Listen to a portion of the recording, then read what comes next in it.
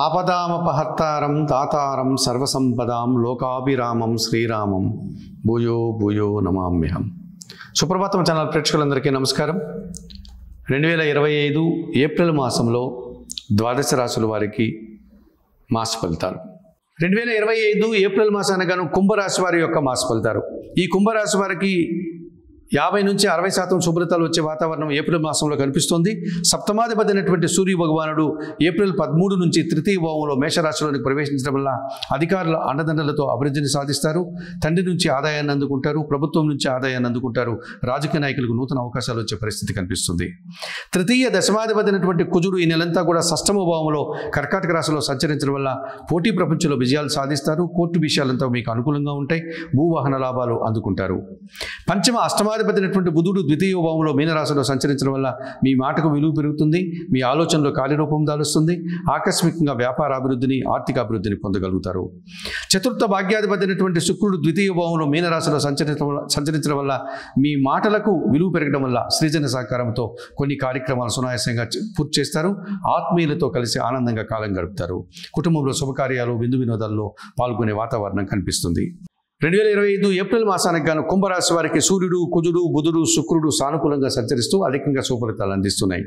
అలాగే ద్వితీయ లాభాధిపతి అయినటువంటి గురువు చతుర్థ భావంలో వృషభ రాశిలో సంచరించడం వల్ల మిశ్రమ ఫలితాలు వచ్చే పరిస్థితి కనిపిస్తుంది. కొన్ని సందర్భాల్లో మీ మాటల వల్ల లాభాలు, కొన్ని సందర్భాల్లో మీ మాటల వల్ల అపార్థాలు రావడానికి అవకాశం ఉంది. విద్యారంగంలో కొన్ని సందర్భాల్లో మీరు ఊహించిన ఫలితాలను అందుకుంటారు, అనగా మీరు ఆశించిన ఫలితాలు అందుకోలేకపోతారు.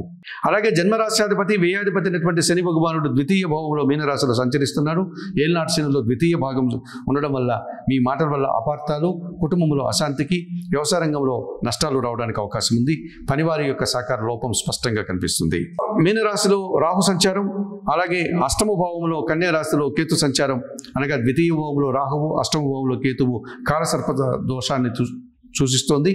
ఈ కారణం చేత మీరు కొన్ని ఆశించినంతగా ఫలితాన్ని అందుకోలేకపోతారు. ఈ కారణం చేత 2025 ఏప్రిల్ మాసంలో తప్పనిసరిగా ఈ కుంభరాశి వారు కొన్ని పరిహారాలు నిర్వర్తించుకోవాల్సిన ఆవశ్యకత కనిపిస్తుంది. ఇందులో భాగంగా అష్టమ కేతు దోషం నుంచి, ద్వితీయ రాహు దోషం నుంచి బయటపడడానికి శ్రీకాళహస్తీశ్వర ఆలయానికి వెళ్ళి రాహుకేతు పూజలు నిర్వర్తించుకోండి. అలాగే అంత దూరం వెళ్ళలేని వారు దుర్గారాధన, గణపతి ఆరాధన చేసుకుని ఈ దోషం నుంచి బయటపడండి.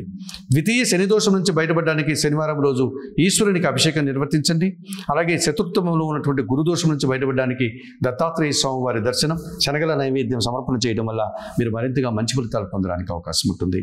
2025 ఏప్రిల్ మాసానికి గాను కుంభరాశి వారు చెప్పిన విషయాలని స్వీకరిస్తూ పరిహారాలు పాటిస్తూ ఆయురారోగ్యాలతో ఆర్థిక అభివృద్ధిని పొందాలని మనస్ఫూర్తిగా కోరుకుంటూ సర్వే జనా సుఖినో భవంతు. నమస్కారం.